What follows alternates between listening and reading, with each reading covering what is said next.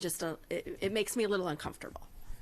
I just say in response to that, I think this 90-10 contribution ratio, again, is so far out of line with other counties and, again, significantly higher than that for other county employees. And again, like in my experience, just really out of line with contribution ratios in either government or the private sector, that I think equivocation on this issue, maybe it's something that you all considered in the past 8 budgets that you said you worked on and were not successful in addressing, that equivocation on this issue is not going to lead to success.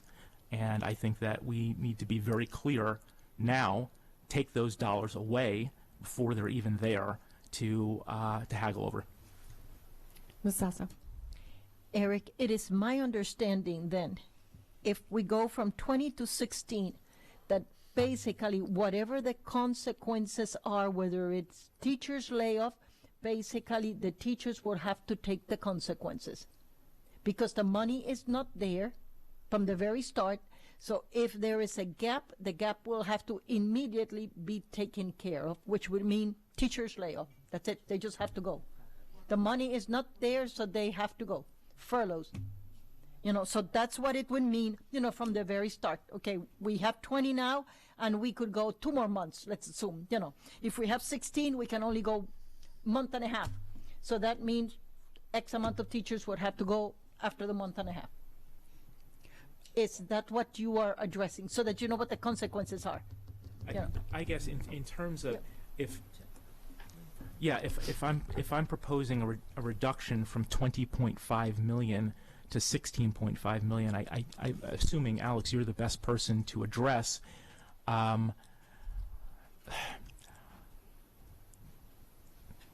If the contribution ratio were significantly reduced from 90-10, as again this proposal that I'm making presumes that happens, what would the immediate impact be in terms of funds available for healthcare?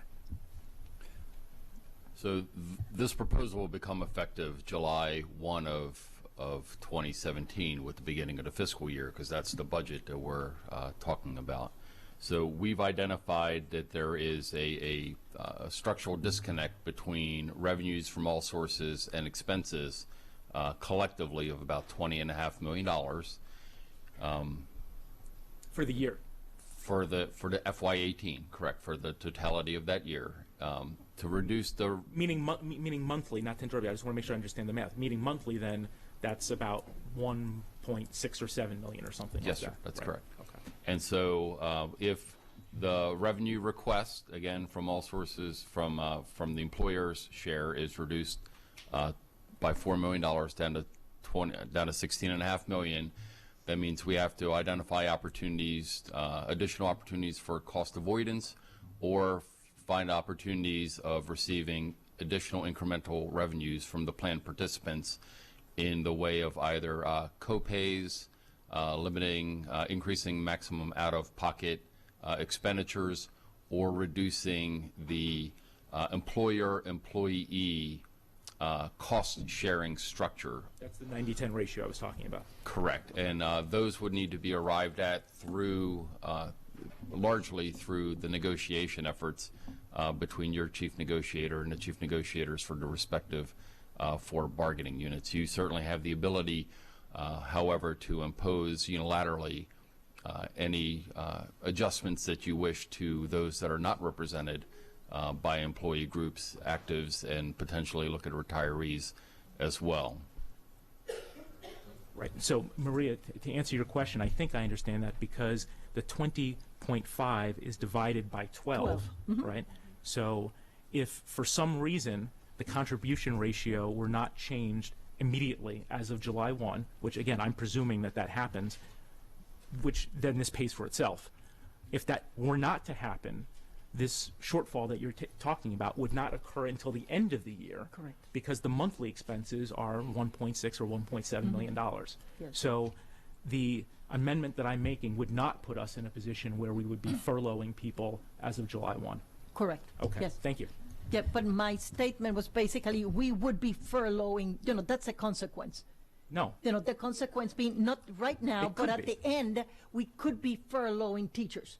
You know, that's the Right. consequence. That at could the be a end. consequence of anything, and it's obviously happened in the past without the changes that I'm proposing. Yeah. But that, if I think I understood your question, yeah, you and I, see these fiscal issues, I think, in a lot of the same ways frequently. What I'm proposing has no more likelihood to end up in furloughs than anything else that's been proposed this morning. There's nothing that I'm proposing that is likely to cause furloughs, and certainly not as of July 1. Correct. Thank you. Mrs. Birch. If any kind of change like that didn't start until January 1st, that like Mr. Grannon is proposing, then the savings would only be half of what he's proposing, right? Correct. So there's two moving variables. So hypothetically, at a 30,000-foot level, if you're looking to reduce a 90-10 split to some number lower than that, so one of the variables is down to what number? Are you looking to get to 87, 85, 80, 20? So one variable is the degree of the split. The other variable is the implementation date. So you're absolutely correct. Setting aside the numerical split, if you started on July 1 versus if you started on January 1, you will have cut in half the revenue or cost offset. So you only realize half of what you're anticipating if you delay the implementation by 6 months. So you're correct. Okay, thank you. Mr. Grannon. Just a quick response to Ms. Burge's question, just so that everyone here knows, this number that I've proposed in reducing from 20.5 to 16.5 is not, it's not out of nowhere, and I can represent to everyone here that that number is half of at least the savings that could be achieved from the contribution ratio change that I think would be appropriate. So I can tell you that I already took that into account in cutting it in half when I proposed the $4 million. So, for example, if in response to Alex's point, you were to say, make an amendment to mine to reduce it to $2 million, that would just be because you want to do that, not to make it more fiscally realistic. I've already taken that into account in proposing the $4 million. I think that's what I was trying to ask you earlier, and you didn't respond to the question. And I haven't done this 8 times before. I'm trying to do it right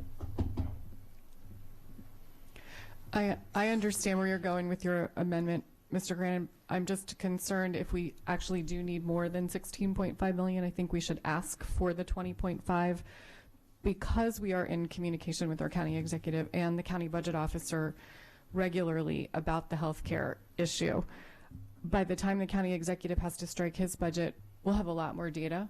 We'll know if we've had any kind of successful negotiations toward that 90-10 split. We'll also have a couple of more months worth of bills that have come in from the healthcare. I think we'll have a bigger picture when he strikes his budget, or even certainly by the time the county council has to strike theirs. So I feel like it's better to ask for the 20.5 and then work with them to reduce it back down over the next few months. Mr. Grannon.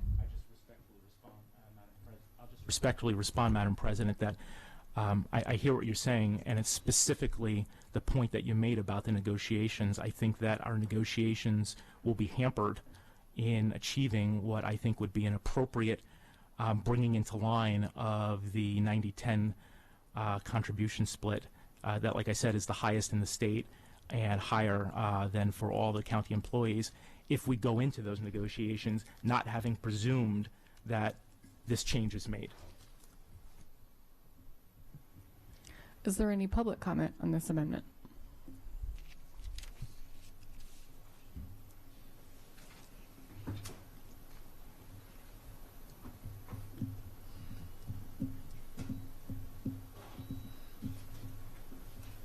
Hello again. This is a big day for me. Ordinarily, I don't speak once during a meeting. Now I'm up here yet again, and maybe more before we're done. Bill Jones, Teachers Association of Anne Arundel County. I'd like to point out something to the board that I think some of you are already well aware of. Quite a few years ago, before the Public School Labor Relations Board was even adopted by the General Assembly, the State Board of Education made a ruling that health care is a mandatory topic for negotiations. And we have collective bargaining sessions going right now for healthcare in FY17, even though the year's half underway. And it's on the table for FY18, and we're going to have our first session that will involve healthcare discussions coming up on February 23rd. If the board were to deliberately reduce the budget, effectively forcing negotiations to conclude with a predetermined outcome, the Public School Labor Relations Board would almost undoubtedly see that as an unfair labor practice. Negotiations are supposed to inform the budget, not the budget inform negotiations. And neither my association and probably not the other three organizations that represent Anne Arundel County public school employees would hesitate to file that claim if that was the case. I hope that this amendment is not going to pass, but I really needed to inform you what the outcome would be if it does, and if that predetermined outcome is the result of bargaining. Thank you. Thank you. All those in favor of amending the employer share of health care line from 20.5 million to 16.5 million, a reduction of 4 million, please raise your hand. And all those opposed? Motion fails 7-2.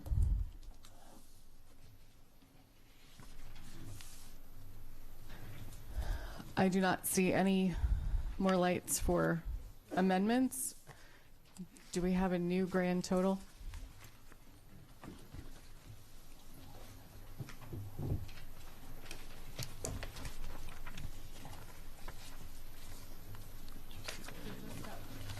Just to highlight, there was just one amendment that ended up passing, correct?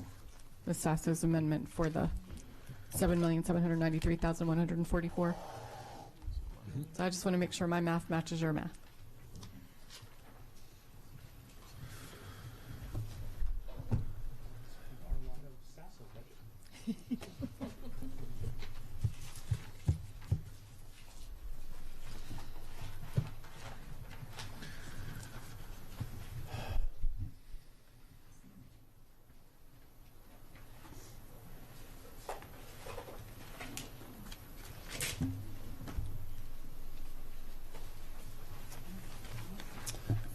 Madam President and members of the board, with the amendment passing, which would increase the superintendent's recommendation for the FY 2018 budget year by $7,793,144, that would bring the board's requested FY 18 operating budget to a new total of $1,172,450,906. And I'll read that one more time. $1,172,450,906 in total. Good, we match. Okay. All those in favor of an FY 2018 operating budget recommendation of $1,172,450,906, please raise your hand. And all those opposed? Budget motion passes 7-2.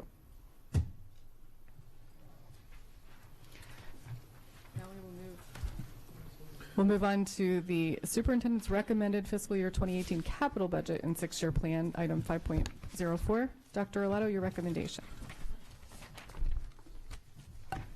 Excuse me. Yes, ma'am. I recommend approval of the FY 2018 capital budget and 6-year plan with a total of $240,624,000. Do I have a motion? So moved. Second. Is there any board discussion on the capital budget? And we've already taken our public comment. All those in favor of the capital budget? Motion passes 9-0-0. Our next item is item 5.05, update on legislation. This is an information to action item. Do I have a motion to move this from information to action? So moved. Second. All those in favor? Aye. We now have an action item, and we will welcome Ms. Ortiz back to the table. Good afternoon. For the record, Jeanette Ortiz, Legislative and Policy Counsel. So we have legislative items. Just so that everyone is aware, the first section of the board exhibit contains bills on which the board is requested to take a formal position. The second section contains bills for the board's information, and a position is not being requested at this time. The third section contains bills addressed by the board's legislative program adopted on November 2nd, 2016. Accordingly, no vote is needed, and staff will advocate for the board's interest on these bills. The first bill, House Bill 174, Education, Children with Disabilities, Individualized Education Program Process, Parental Consent. House Bill 174 would require the IEP team to obtain written consent from a parent if the team proposes to use restraint or seclusion to correct a child's behavior, or to reduce or terminate the amount of instructional or related services that are provided to a child, or to initiate a change in a child's educational placement. The bill sets forth the requirements if consent is not obtained. We feel that this bill would have a negative impact on the family-school relationship and strip away a collaborative tone. The school system would have to file due process proceedings against parents and guardians anytime they refuse to consent to any changes to the IEP, even if the change is a result of updated state regulations. So, for example, the park assessments. Further, the bill essentially calls into question the educational expertise of administrators, school psychologists, school counselors, and instructional staff. It would result in an increase in due process proceedings, causing teachers to miss more instructional time with students in order to testify at these hearings. Teacher absences would be disruptive and have a negative impact on student learning and achievement. Such absences would also have a substantial impact on Anne Arundel County Public Schools, as substitute teachers would be needed to cover the time teachers are away at due process hearings. As such, we respectfully recommend the board oppose this legislation. Do I have a motion to oppose? So moved. Any discussion from the board? Any public comment? All those in favor of opposing HB 0174? Okay, motion passes 900. The next bills are House Bill 259 and Senate Bill 264, Maryland Transportation Authority Public School Buses Exemption from Tolls. This is a simple bill. These bills would exempt public school buses owned and operated by county boards of education from tolls, fees, or other charges related to the use of transportation facilities such as bridges and tunnels. These bills would eliminate an unnecessary transfer of funds such as tolls and fees between government entities, and as such we recommend that the board support these bills. Do I have a motion to support? No. Mrs. Hummer. Question. So this says owned and operated. Does that include our contracted buses? I know that falls under operated, but it's not owned and operated. So would this be any school bus being used for a school purpose, or only the ones that we specifically own? That is my understanding of the bill, owned and operated, that it would cover school buses for school purposes. Or but I can certainly get clarification on just that. to make sure, because most of ours aren't owned by us, and so it would only impact a little sliver of ours if it's not for the contracted buses as well. So just a clarification. Sure, I can follow up with you on that information. Well, the bill says "and" right now, and so that was my question, is a clarification of the bill of whether it was owned.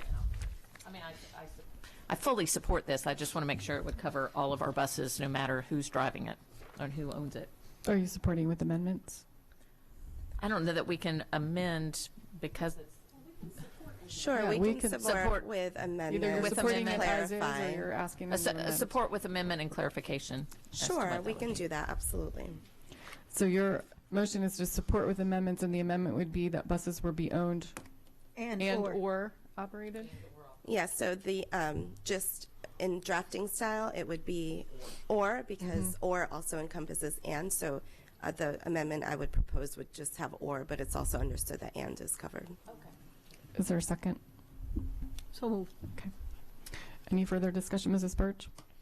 Yeah, I was having the same thoughts as Ms. Hummer, and I actually argued my way out of them.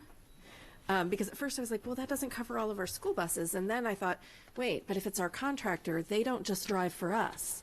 So how do you work it so that they're only getting free tolls when they're driving for us and not when they're, taking the college kids to their formal or whatever else it is they've been hired to do? So, I mean, obviously, if we did do the or, it would need some. Operated by county boards of education, so it'd only be the ones.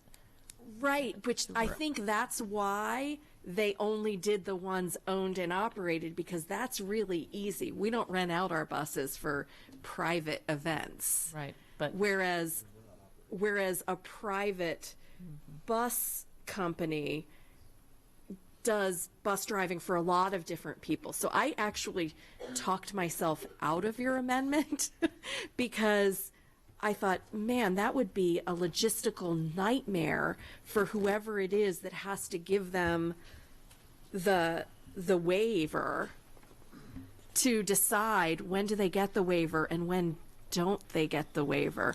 And I just don't know if I want to be that board who makes them think about that. I mean, I don't know. It was just a thought, because we're making this one more complicated. Yeah, You said I it was mean, a simple bill, and now we're making this one really yeah, complicated. but I do think that's probably why they kept it to just owned and operated, because our contractors work for so many people besides us.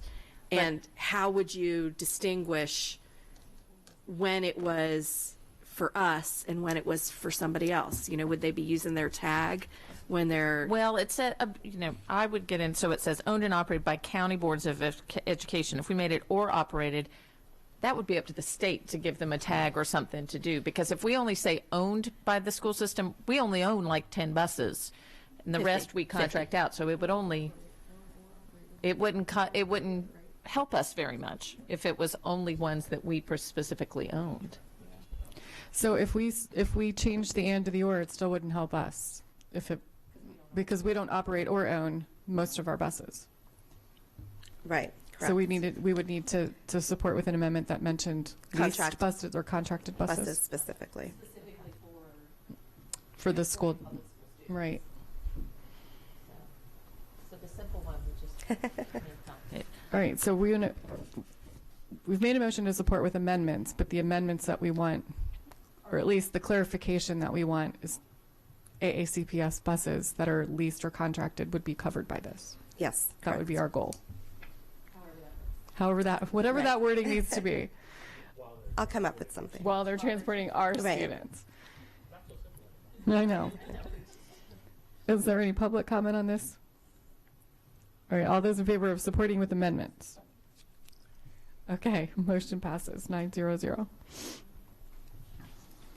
Okay, the next bill is House Bill 263, School Bus Monitoring Cameras, Exclusion of Vehicle Rental Companies, repeal.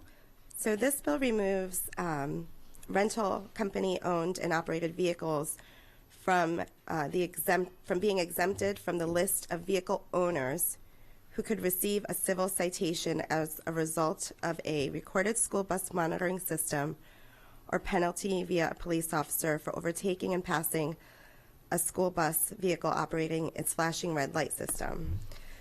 So basically, currently, rental vehicles are exempted from getting this citation. This bill will enhance safety levels for school buses, their drivers, and their occupants by eliminating an exemption that presently exists within the transportation article for motor vehicle rental companies. We recommend that the board support this legislation. Second. Is there any public comment on this item? All those in favor of supporting the bill? Motion passes 900. The next bill, House Bill 287, Hunger Free Schools Act of 2017. This bill would impose onerous and cumbersome reporting requirements on staff in the Division of Food and Nutrition Services, with hundreds of hours being required to fulfill the requisite reports under the Community Eligibility Provision Program, which allows high poverty schools, those with over 40% of students directly certified for free meals, to serve breakfast and lunch at no cost to all students enrolled without collecting meal benefit applications. If Anne Arundel County Public Schools was required to implement CEP, there could be significant confusion and hardship for families with multiple students who attend different schools. So, for example, one student in a CP school and one student in a non-CP school. Finally, the implementation of CEP would require AACPS to provide free lunch to more than 1,800 additional students at an approximate cost of $466,000, and this was based on a fiscal year 2016 estimate. As such, we recommend that the board oppose this legislation. So moved. Second. Is there any public comment on this item? All those in favor of opposing this bill?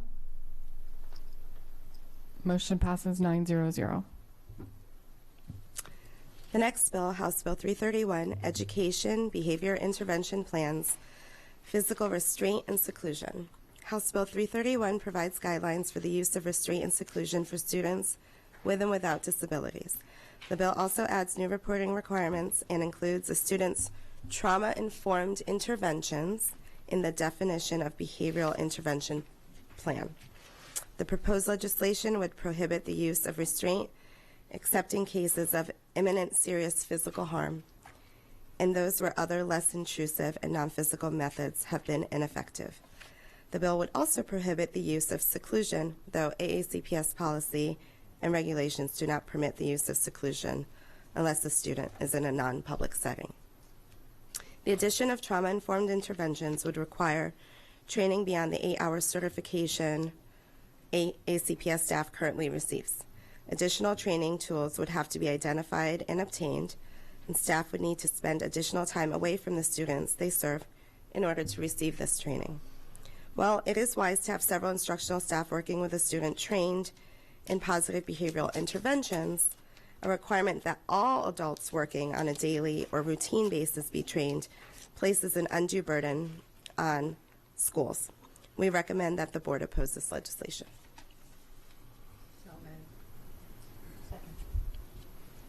Is there any public comment on this item? All those in favor of opposing this legislation? Motion passes 900. The next bill, House Bill 344, State Retirement and Pension System, Disability Retirement and Workers' Compensation Benefits Offsets. This bill would remove the right of the self-insurance fund to take credit in the form of an offset for injured workers receiving an ordinary disability retirement from the state. House Bill 344 would apply to injured workers the county insures as employees of Anne Arundel County Public Schools, which is more than half of the county's insured population. A review of claims during a recent 5-year period reveals offsets of various weekly rates with a potential of up to $4,000 in weekly benefits. Over a 1-year period, this could result in an increased expenditure of $200,000 by the self-insurance fund and the taxpayers of the county. As a result, we recommend that the board oppose this legislation. Is there any public comment on this item? All those in favor of opposing this legislation? Motion passes 900. The next bills are House Bill 413 and Senate Bill 319, Pathways and Technology Early College High School Act of 2017. These bills would replace the 2016 law, which established a pilot program developed for secondary students to participate in a cohort to earn an associate's degree or accredited college certificate in a technology-approved pathway. The proposed legislation would require that 50% of participating students in the program be students eligible for free or reduced meals. Last year, 2 Baltimore City schools began the pilot, one in a health pathway and the other in an IT pathway. Each school currently has 50 students enrolled in the program. The provision of these bills would expand the opportunity to other schools, including AACPS, to participate in the program. If these bills pass, an RFP would be developed for other school systems to apply for funding. Such an expansion of the program would help to support college and career readiness for our students. And as such, we recommend that the board support these bills. Second. Is there any public comment? All those in favor? Do we have a favor? Julie?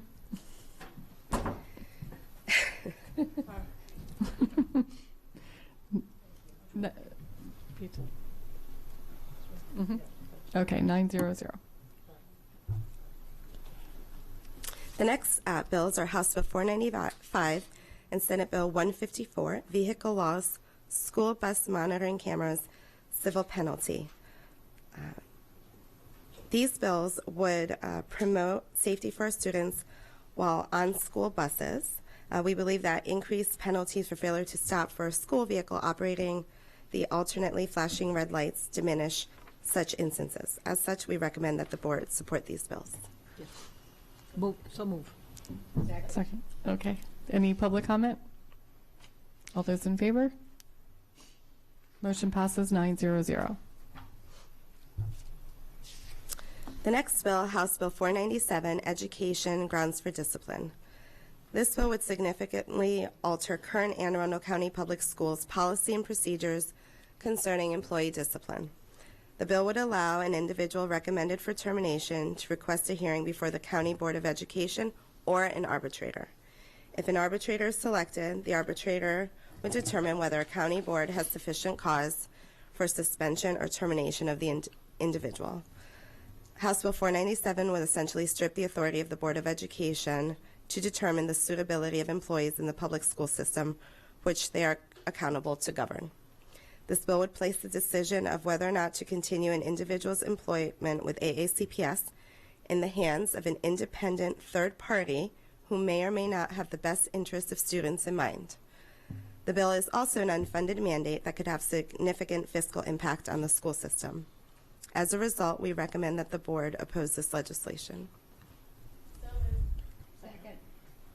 Is there any public comment on this item? All those in favor of opposing?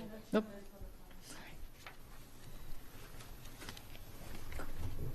Janet Norman, Annapolis High Parent. I'd just like to note that while you're voting on this proposed legislation, you're having the 5th daytime meeting in a row where none of your teachers can. I do. I would think some of your teachers might want to comment on this proposal before you and give you some explanatory reasons why they do or do not think it is a good idea. But their voices are silenced because you're again having a daytime meeting where they cannot participate. So I just wanted you to know that I don't think that's the proper procedure on this amendment. Thank you. Thank you, but I do want to note that their representatives are in the room. All those in favor of opposing this legislation? Motion passes 900.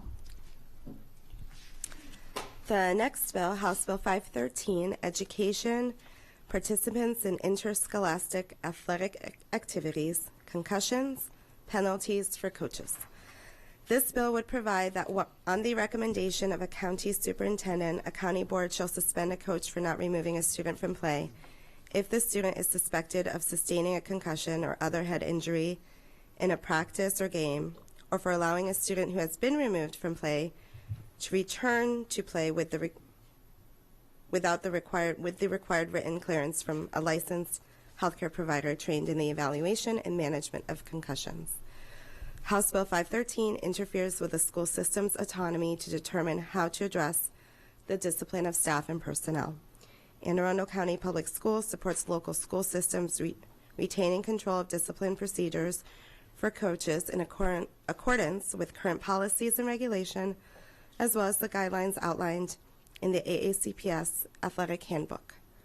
As such, we recommend that the board oppose this legislation. Do I have a motion? Mr. Gilliland? Thank you, Madam President. On this, Delegate Chang, I know him very well. He's a friend, and I know some of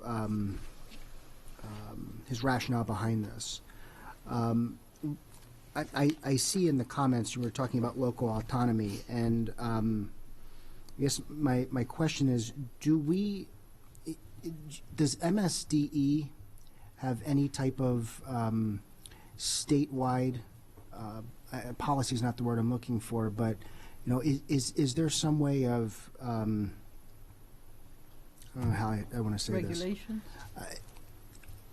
I just want to make sure that there's some sort of threshold that from I know we're looking at this from Anne Arundel County's perspective, but my sense is that he's worried about what we're seeing with NFL players. I mean that's where this is coming from, and the consequence of concussions in later years. And a student graduates from here or graduates from Garrett County, and they go to college, whatever happens, and then at the age of 25, this concussion flares up.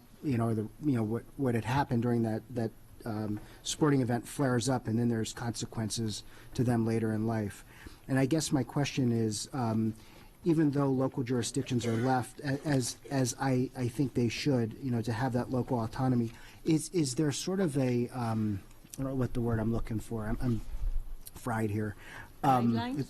Huh? Guidelines? Guidelines, but just, I guess, a floor on the investigation component of it. I don't necessarily want to get into the discipline of coaches and all of that, but are there procedures that all of the coaches follow if and when there is I heard somebody say yes again. Oh, yeah. All right. But is that consistent across all of our schools in the county? And then are other counties doing something better than we currently are that we ought to examine? So I think you ask a really good question. I can't speak to the other 23 LEAs.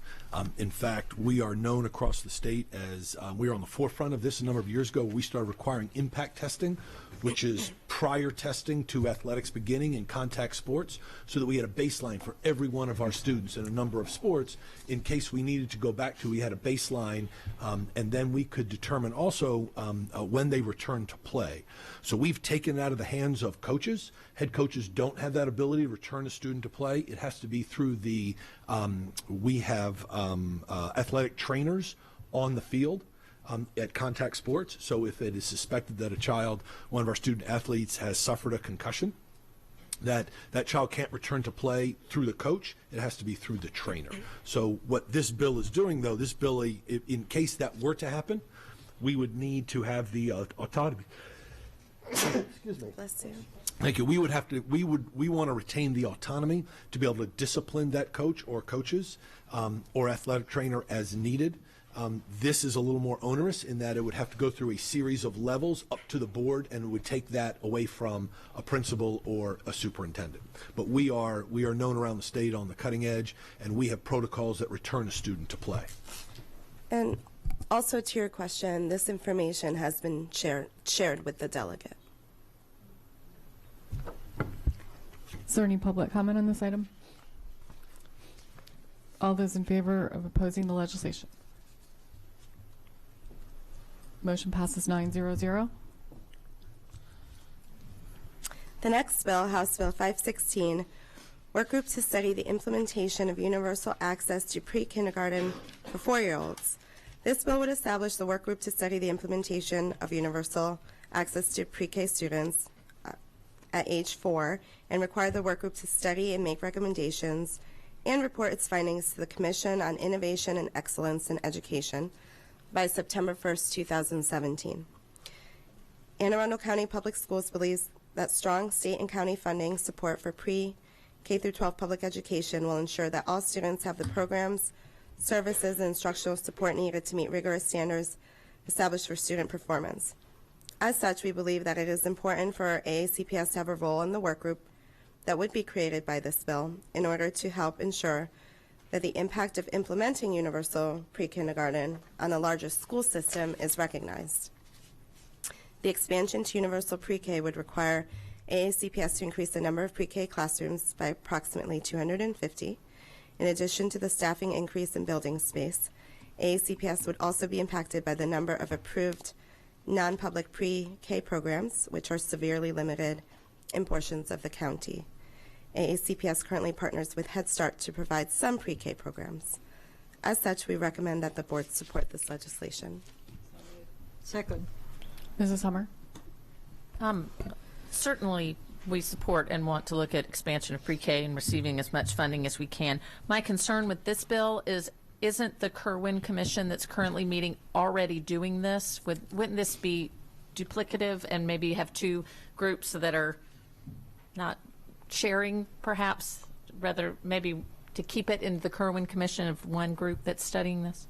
So that's a very good question. The bill hearing on the House bill was actually yesterday, and this question came up, and the sponsor of the bill emphasized that she didn't believe that the Kerwin Commission was spending enough time on pre-K issues, and so she felt that by establishing this work group where the sole purpose of the work group would focus on pre-K, that would be best, and then the work group would provide its recommendations and findings by September 1st of this year to the Kerwin Commission to basically supplement the work of the Kerwin Commission. So that was her explanation for why she thought the bill was necessary. She just felt that the Kerwin Commission and all of the priorities, all of its priorities, that pre-K really wasn't a high priority and it wasn't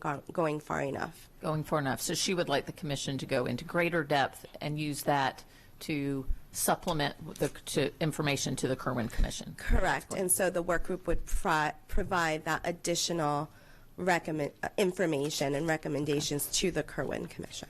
All right. Thank you. You're welcome. Is there any public comment on this item? All those in favor of supporting?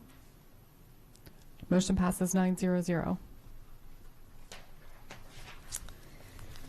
The next bills, House Bill 559 and Senate Bill 51, Workers' Compensation Permanent Total Disability Survival of Claim. Currently, the Board of Education of Anne Arundel County pools with Anne Arundel County in its self-insurance fund for our workers' compensation coverage. These bills would increase the indemnity exposure to the board and will have a negative fiscal impact to the Anne Arundel County Self-Insurance Fund, in that there is no total payout limit referenced in the bills.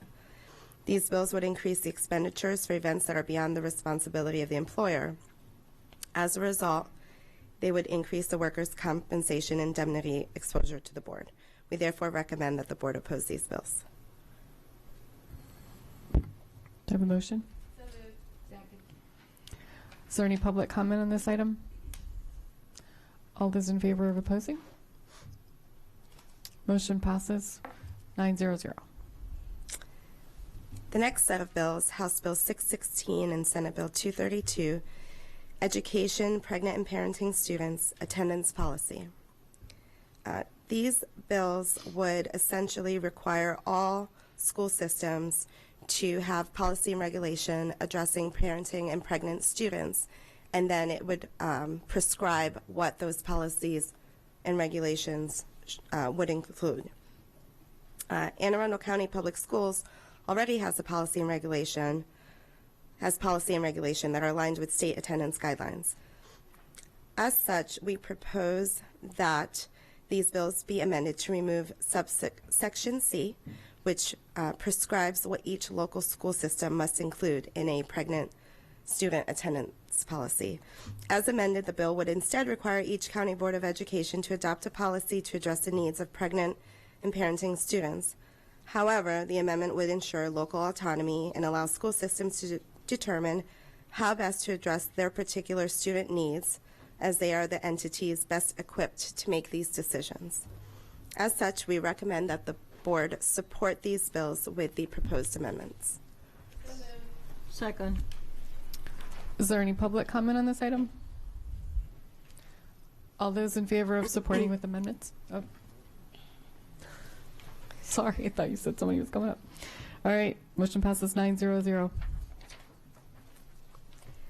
The next bills, House Bill 652 and Senate Bill 335, Career Apprenticeship Opportunity Act of 2017. These bills would increase career apprenticeships to help address workforce needs in the state. These bills would require the state to set a goal of 45% of students by 2026 graduating from high school to complete a career and technical education program and earned industry credentials prior to graduation. Currently, fewer than 25% of Anne Arundel County Public Schools graduates have completed a CTE program and earned industry credentials. As such, significant funding would be needed to increase that number to the threshold prescribed by the bill, as the majority of AACPS programs are already operating at full capacity. Furthermore, these bills are an unfunded mandate and would require significant funding to expand facility space to accommodate this growth in CTE programs. As such, we recommend that the board oppose these bills. Second. Is there any public comment? All those in favor of opposing the bill? Motion passes 9-0-0. The last one. Senate Bill 342, driver's licenses, school bus drivers requirements. This bill would eliminate the requirement for a driver of a school bus in Maryland to have the S endorsement, which is the school bus endorsement, on their commercial driver's license. Anne Arundel County Public Schools and the public expect that drivers licensed to operate school buses are trained and certified at the highest practicable levels by federal and state government. The elimination of the S endorsement on a CDL would work counter to that expectation and potentially lessen the safety levels for students traveling via school buses, as well as the greater public at large. As such, we recommend that the board oppose this bill. Second. Is there any public comment? All those in favor of opposing the bill? Motion passes 9-0-0. All right, we'll move on to policy revisions. Yes. All right, so.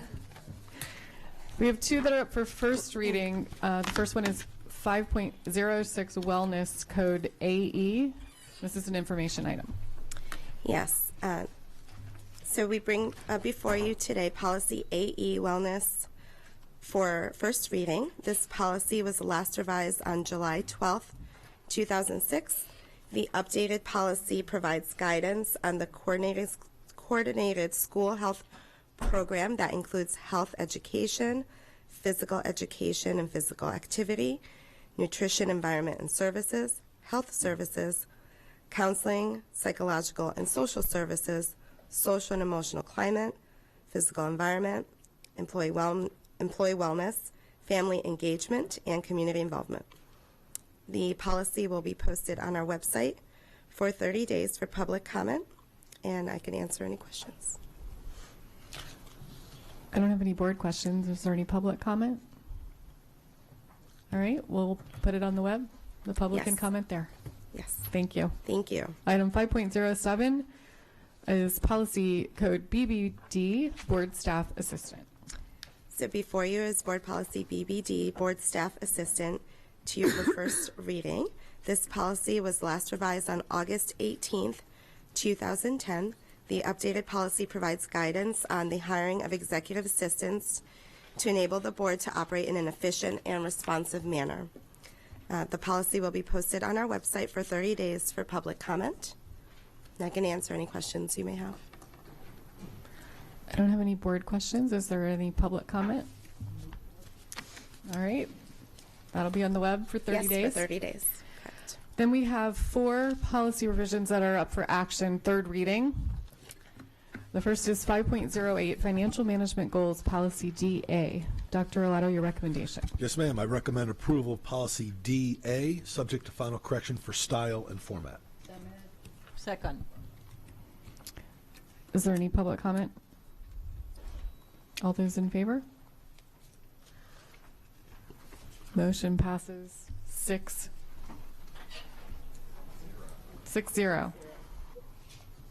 Okay. Item 5.09 is policy GAE, staff conduct, distribution of materials, and oral communications to or through students. Dr. Arlato, your recommendation. Yes, ma'am. I recommend approval of policy GAE, subject to final correction for style and format. So moved. Second. Is there any public comment? All those in favor? Motion passes 900. Or, I'm sorry, 9801. There wasn't a presentation. Okay. Item 5.10 is strikes and refusal to work policy GAAA, third reading. Dr. Arlato, your recommendation. Yes, ma'am. I recommend approval of policy GAAA, subject to final correction for style and format. Second. Is there any public comment on this item? All those in favor? Motion passes 900. And 5.11, policy GBN, National Association meetings, third reading. Dr. Arlato, your recommendation. Yes, ma'am. I recommend approval of policy GBN, subject to final correction for style and format. Second. Is there any public comment? All those in favor? Motion passes 900. Unless we have a review item, 6.01, the monthly financial status report.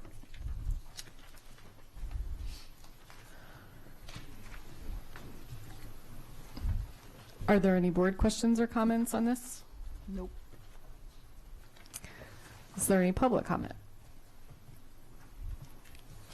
All right. I have a couple of announcements before we move back into closed session.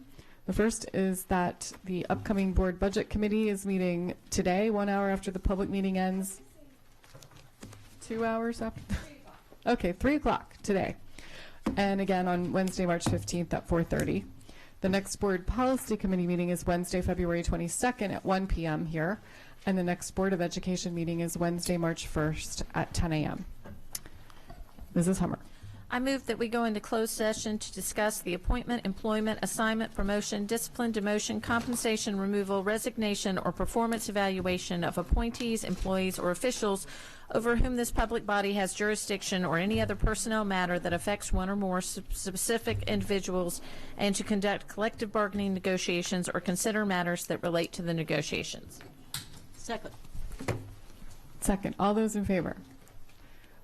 All right, this portion of the meeting is adjourned, and we're now in closed session.